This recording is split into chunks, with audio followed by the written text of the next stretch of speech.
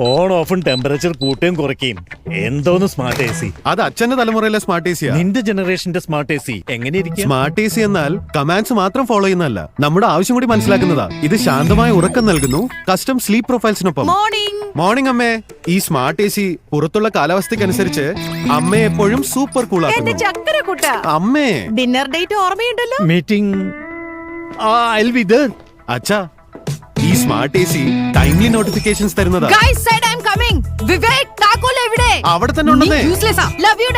ഇവൾക്ക് വേണ്ടി എന്തെങ്കിലും? സ്മാർട്ട് എന്നാൽ ചേച്ചിയുടെ 55 ഡിഗ്രി ടെമ്പറിനെ ആക്കും കൂൾ ആൻഡ് കാം.